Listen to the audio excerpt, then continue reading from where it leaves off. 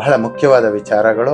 ವರಮಹಾಲಕ್ಷ್ಮಿಯ ಒಂದು ವ್ರತ ಮಾಡಿ 5 ಜನರು ಏನಿದ್ದಾರೆ, ನಿಮಗೆ ಈ 5 ಜನರ ಆಶೀರ್ವಾದ ಸಂಪೂರ್ಣವಾಗಿ ಸಿಕ್ತು ಅಂದ್ರೆ ನಿಮ್ದು ವ್ರತ ಪೂರ್ತಿ ಆಯ್ತು ಅಂತ. ಗುರು ಸೇವೆಗಳು ಮಾಡಬೇಕು. ಎರಡನೇದು ವಿನಾಯಕನ ಸೇವೆ. ವಿನಾಯಕನಿಗೆ ಒಂದು ಒಳ್ಳೆ ಮಂತ್ರ, ಸಿಂಪಲ್ ಮಂತ್ರ ಹೇಳ್ಕೊಡ್ತೀನಿ.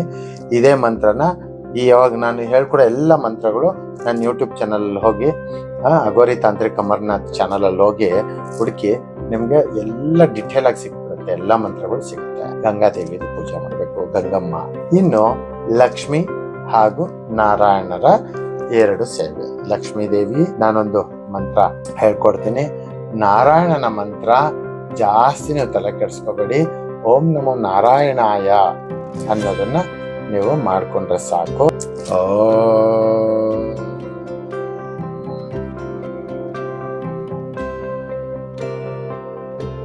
ನಮೋ ನಾರಾಯಣ.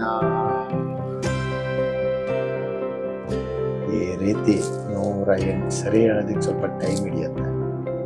ಹೇಳಿ ನೋಡಿ, ನಿಮ್ಮ ಮೈಯಲ್ಲೇ ವೈಬ್ರೇಷನ್ಸ್ ತಾಂಡವ ಆಡ್ತಾರೆ ಸ್ವಾಮಿ.